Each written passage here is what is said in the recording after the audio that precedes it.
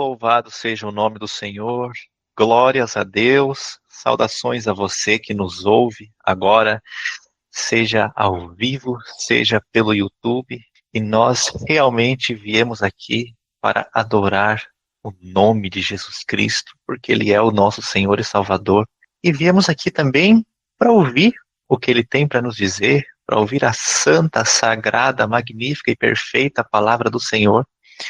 E nessa noite nós vamos estudar, nós vamos ouvir, nós vamos aprender um pouco com um trecho de uma das cartas escritas pelo apóstolo Paulo, mais especificamente um trecho da carta escrita pelo apóstolo à igreja de Filipos. É um trecho extremamente conhecido, uma passagem extremamente conhecida, mas eu tenho certeza que se Deus trouxe essa palavra para nós, é porque Ele tem o que falar conosco. Se nós estamos ouvindo, não é por acaso. E antes de nós lermos a palavra do Senhor, é importante que a gente se contextualize sobre como essa palavra foi escrita. Quando o apóstolo Paulo escreveu essa carta, ele não estava no monte fazendo oração, ele estava no ano 61 depois de Cristo, e ele estava em prisão domiciliar. E aí você pensa, prisão domiciliar, ok, ele estava em casa. Mas a história nos diz que naquela época era por hábito que a pessoa que estava aprisionada ficava com um soldado acorrentado ao seu pulso, o pulso direito da pessoa acorrentado ao pulso esquerdo do soldado, 24 horas por dia, com turnos de revezamento, ou seja, de tempos em tempos trocava o soldado, mas não trocava o prisioneiro, ou seja, a pessoa continuava presa. Então Paulo, o apóstolo Paulo, quando escreveu essa carta, ele não tinha privacidade para nada, nem para comer, nem para dormir, para orar, e ele estava constantemente sob a ameaça do imperador, da espada do imperador. Então, humanamente, imagine-se no lugar de Paulo agora. É o cenário perfeito para a depressão, para a murmuração, para o pânico. E trazendo isso para a nossa realidade agora, talvez você não tenha um soldado algemado no teu pulso, mas talvez você esteja acorrentado, você esteja acorrentada às notificações do celular com notícias ruins que não param, às contas que não param de chegar e você não sabe como pagá-las, ao medo de um diagnóstico médico de uma doença, ao medo do teu futuro ou do futuro dos teus. E a pergunta que o Espírito Santo quer nos ajudar nessa noite a respondermos é: como manter a sanidade mental? Como nos mantermos confiantes, mesmo num mundo que parece que grita pelo contrário aos nossos ouvidos o tempo todo? Então, nesse momento, nós vamos ler a palavra do Senhor, que está escrita lá no livro de Filipenses, no capítulo 4, do verso 4 até o verso 8. Eu vou ler nesse momento. Alegrem-se sempre no Senhor. Direi novamente, alegrem-se, que a amabilidade de vocês seja conhecida por todas as pessoas. Perto está o Senhor. Não andem ansiosos por coisa alguma, mas em tudo, por meio da oração e da súplica, com ação de graças, apresentem os teus pedidos a Deus. E então, a paz de Deus, que excede todo entendimento, guardará o coração e os pensamentos de vocês em Cristo Jesus. E ele termina no verso 8. Finalmente, irmãos, pensem em tudo que for verdadeiro, tudo que for digno de respeito, tudo que for justo, tudo que for puro, tudo que for amável, tudo que for de boa fama, em tudo que houver alguma virtude ou algo de louvor. Glórias a Deus. Pai, em nome de Jesus, nós estamos agora na sua presença, porque queremos ouvir aquilo que o Senhor tem para nos dizer. Porque queremos aprender com a sua palavra, Pai. Que sabemos que muitas vezes nós temos dificuldade, Pai, de cumpri-la, mas o Senhor sempre faz questão de nos chamar de volta e de nos mostrar que o Senhor está conosco, pronto para nos ensinar, para nos corrigir, para nos lembrar, para nos abençoar e para mostrar que, no fim de tudo, o Senhor está conosco. No processo, o Senhor está conosco e o Senhor estará conosco na eternidade. Então fala conosco, Jesus, aquilo que precisamos ouvir nessa noite, em nome de Jesus. Então o apóstolo Paulo, guiado pelo Espírito Santo, claro, nos entrega algumas instruções. E nesse momento, nós vamos estudar 3 estruturas Nós vamos estudar 3 instruções que o apóstolo Paulo nos entrega aqui, estudando esses versículos, para que nós possamos continuar, para que nós possamos nos manter confiante mesmo nesse mundo de caos. E a primeira instrução, a primeira atitude que nós vamos estudar, eu a chamei de o termômetro e o termostato. Por quê? Bom, voltando ao texto, no verso 4, o apóstolo Paulo diz: alegrem-se no Senhor. E ele repete isso ainda. Aí a gente pensa, como é que isso é possível? A pessoa está presa, está com um soldado ali amarrando o pulso e repete isso. Mas ele repete não porque a alegria é uma euforia. Ele não estava pulando, com certeza não, quando escreveu essa carta. A alegria de Deus não é euforia, não é rir o tempo todo. É uma convicção profunda que a gente tem de quem está no controle da situação. De que a gente pode estar na prisão, a gente pode estar em meio às dívidas, em meio ao diagnóstico médico desfavorável, mas Deus está no controle, Jesus Cristo está no controle. E por que eu falei do termômetro e do termostato? Porque o termômetro, ele é um instrumento usado para medir a temperatura. Mas na prática, o que acontece com ele? O termômetro é assim, se está frio, o termômetro vai mudar para se adequar ao frio. Se está quente, ele vai mudar para se adequar com o quente. Então, se está 30 graus, o termômetro também estará 30 graus. E como é que a gente pode trazer isso para a nossa vida?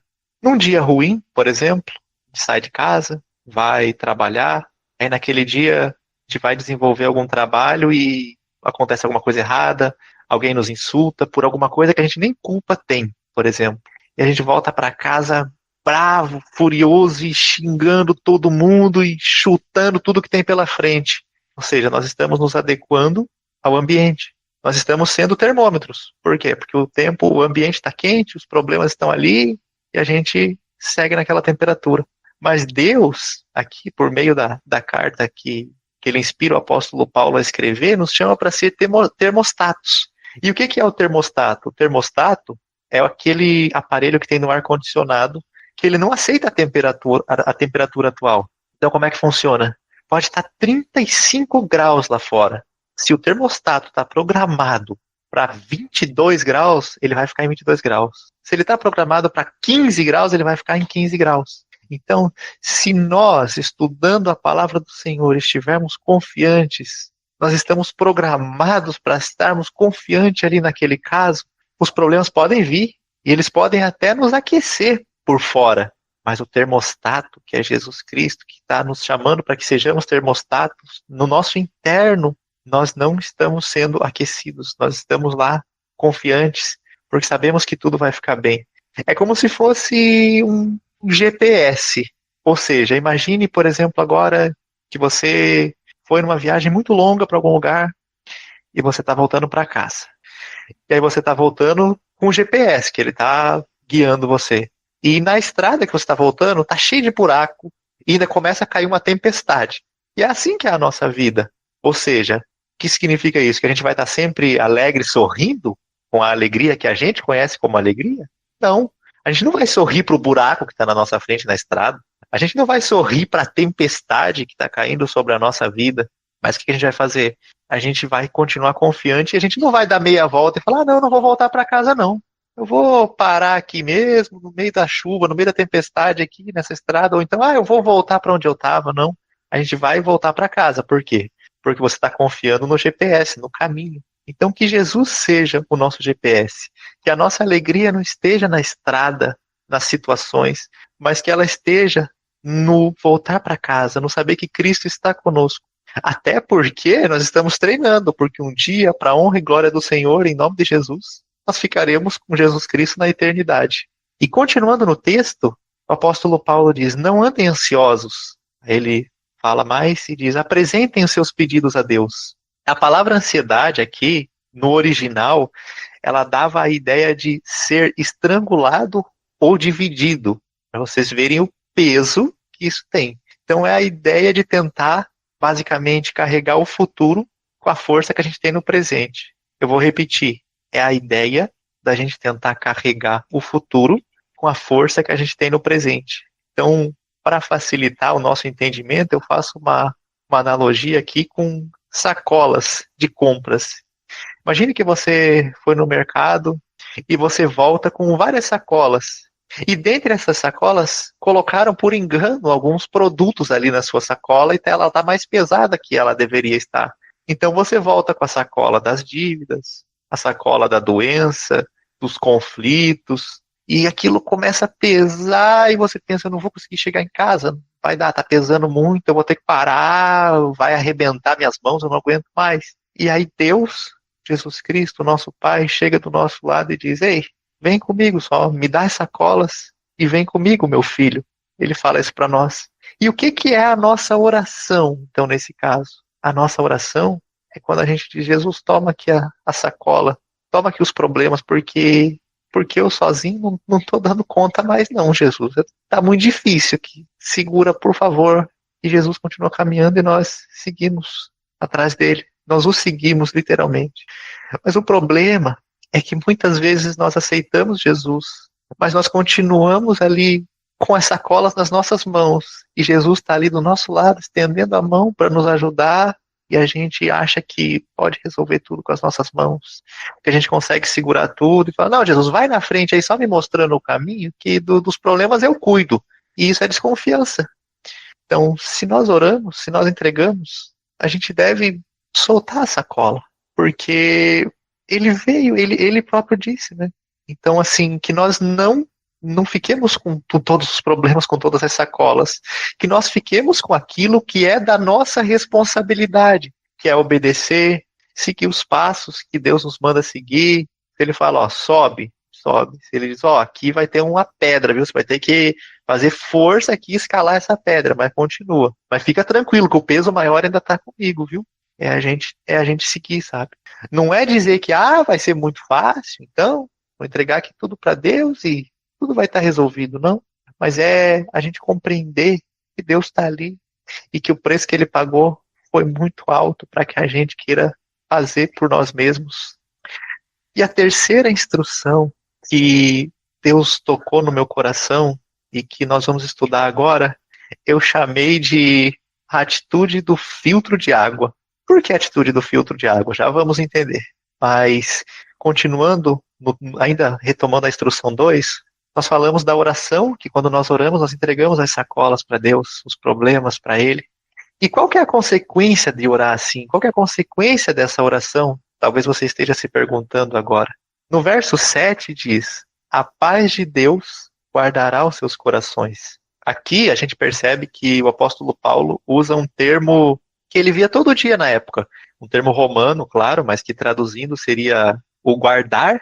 E o guardar, naquele contexto, significa colocar uma sentinela, um soldado armado na porta. Ou seja, aqui para facilitar o nosso entendimento, de novo, eu diria que a paz de Deus aqui é como se fosse a sentinela. É como se fosse o guardião que fica ali na entrada do nosso cérebro, dos nossos pensamentos. Então o medo fica batendo, fica incomodando e dizendo, quero entrar. Aí a paz diz, ou Deus diz, ou a sentinela diz, como você preferir. Tudo é Jesus Cristo, Deus é tudo, está em tudo, glória a Deus. Mas a paz diz, não entra. O desespero quer fazer morada, fica batendo, incomodando e tentando e chamando. E a paz diz, barrado, não vai entrar, não pode. O problema continua existindo. Os barulhos continuam existindo lá fora. Mas ele não tem permissão para entrar. Ele não tem permissão para estragar toda a nossa vida. Ele pode fazer barulho, ele pode nos incomodar, nos atrapalhar, às vezes até fazer com que a gente queira fugir de tudo, ou se isolar de tudo, ou não tentar mais. Ele pode tentar, mas ele não vai conseguir, em nome de Jesus, entrar na nossa vida e se instalar e destruir tudo. Se nós orarmos, entregando as sacolas para Jesus e confiando e não deixando de caminhar, de fazermos aquilo que é da nossa responsabilidade. É essa a convicção que a gente pode extrair estudando essa parte do texto. E aí você está se perguntando, e o que isso tem a ver com o filtro de água? Então, e como é que a gente pode ajudar essa sentinela? Como é que a gente pode fazer a nossa parte para que essa sentinela, para que essa paz que excede todo o entendimento possa realmente nos guardar? E é aqui que eu chego no filtro de água. Por quê? Porque no verso 8, o apóstolo Paulo fala para a gente pensar no que é bom. Ou seja, Você já parou para pensar no quanto de coisa é jogada na tua cabeça ao longo do dia? Você sai de casa, talvez a primeira coisa que você escute é um vizinho chamando um palavrão, amaldiçoando alguém. Você liga a televisão, é morte, é tragédia. Você liga o rádio, não, o rádio vai estar tudo bem. Não, é notícia triste, é corrupção, é roubo. Você abre o YouTube e aparece lá no feed, notícia, terremoto em algum lugar, desastre. Às vezes você vai conversar com alguém achando, não, vou conversar aqui para conseguir um apoio e vem ali alguma coisa que te decepciona, de coisa triste. Ou seja, o mundo, ele tá jogando água suja na gente o dia todo, o tempo todo. Notícia ruim, fofoca, imoralidade. Ou seja, se a gente beber dessa água direto, o que vai acontecer? Vai estragar a nossa alma, vai adoecer a nossa alma, vai estragar a nossa vida. Então nós precisamos ter o filtro. E esse filtro é a palavra de Deus, é a Bíblia Sagrada, são os ensinamentos que Deus deixou pra gente e nos ensina todos os dias, porque ele não só deixou, ele ainda deixou e fica falando conosco o tempo todo, até hoje. A própria palavra de Deus diz isso quando diz para nós examinarmos tudo e reter aquilo que é bom. Ou seja, é exatamente o que faz um filtro. Ele vê a água inteiro, ele vê tudo, mas ele pega só aquilo que é bom e fala, isso aqui passa. Então, que nós, em nome de Jesus, possamos, sempre que ouvirmos, que contemplarmos, que presenciarmos alguma situação, seja da maneira que for, que a gente possa se perguntar, é verdadeiro? É puro? É bom? É amável? Isso edifica? Se for, que entre para o nosso coração. Se não for, que a gente jogue fora. Que a gente não deixe aquilo estragando. Não, não é fácil. É claro que não é. Mas se Deus está falando conosco nessa noite é porque todos nós, todos, sem exceção, inclusive eu, claro, é como dizem, antes da palavra chegar no culto, o Senhor ministrou a palavra no coração de quem vai pregar. E eu tenho certeza que nessa noite ele ministrou no meu coração e que ministre na vida de cada um. Mas nós sabemos que não é fácil, mas ser cristão não é viver numa bolha onde nada dá errado mesmo. Jesus mesmo disse pra gente, no mundo tereis aflições, ou seja, a estrada tem buracos, as sacolas pesam, e o calor fora do termostato é grande. Mas nós podemos ter a certeza que temos o nosso Senhor e Salvador, Jesus Cristo. Que nós temos um caminho seguro a seguir. Nós temos o Pai que carrega o peso maior. E nós temos a paz que excede todo entendimento, que monta a guarda no nosso cérebro. E nessa noite, para você que não conhece Jesus Cristo, eu tenho um convite para fazer para você. Talvez você esteja cansada, talvez você esteja cansado de ser um termômetro, subindo e descendo, sempre deixando a vida te levar, sendo alterado, sendo alterada pela temperatura, para mais, para menos. Talvez você esteja exausto, exausta de carregar as sacolas dos problemas sozinho. O convite, então, que eu faço para você é para que você entre no caminho da graça. Jesus quer levar os seus fardos, ele quer te ajudar. Ele mesmo disse: vinde a mim, todos os que estão cansados e oprimidos. E para você que já conhece a Jesus, que já o aceitou, eu também faço esse convite. Vamos ajustar o nosso termostato hoje, que talvez ele esteja estragado, talvez ele esteja precisando de algum reparo, porque sabe aquele aparelho quando tem mau contato? Então, talvez nós estejamos com mau contato. Ora a gente altera a temperatura, ora a gente fica confiante, mas quando a alteração é muito brusca, a gente acaba se alterando também. Então, que em nome de Jesus, nessa noite, você possa sair daqui sabendo que a luta é grande, mas o nosso Deus é maior que a luta.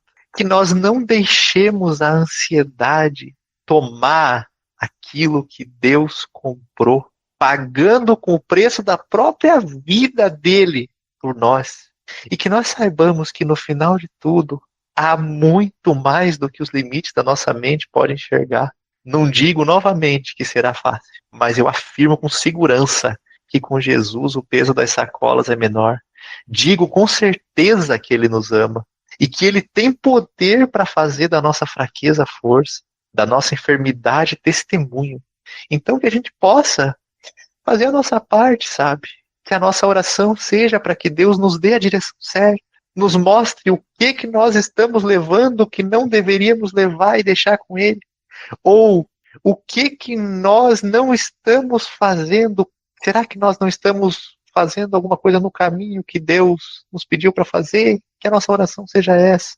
Que a nossa oração seja para que Deus nos dê os passos certos para que nós executemos, para que a vontade de Deus se cumpra na íntegra nas nossas vidas. Então, você que sentiu no teu coração, você que sentiu Jesus falar com você, ou você que nunca tinha ouvido falar de Jesus, mas sentiu alguma coisa diferente, eu te convido agora a elevar seu pensamento a Deus e, com as suas palavras, dizer: Jesus, eu quero isso para minha vida, eu quero o Senhor para minha vida. Eu quero esse Deus que não me promete facilidade, mas me promete apoio. Eu quero esse Deus que não me promete prosperidade, mas me promete que nada me faltará. Eu quero esse Deus que me promete cuidado e que disse que se eu tomar minha cruz e segui-lo, eu terei a vida eterna com ele. Que a paz de Deus, que excede todo entendimento, possa ser, em nome de Jesus, a sentinela da nossa vida. E que nós possamos continuar meditando sobre essa palavra. Porque se Deus nos mostra uma palavra mais de uma vez, não é para ser chato, é porque nós precisamos ouvir. Porque só Deus sabe o que nos espera no amanhã. Só Deus sabe os planos que Ele tem para nós. Então, que você possa continuar meditando na palavra de Deus e que ela fale com você todos os segundos da sua vida. E você que não se aprofundou, eu te convido, aprofunde-se nos caminhos do Senhor, porque tudo vale a pena quando nós sabemos que a nossa maior conquista não está debaixo do sol. Que Jesus Cristo abençoe a ti e toda a sua família. Amém.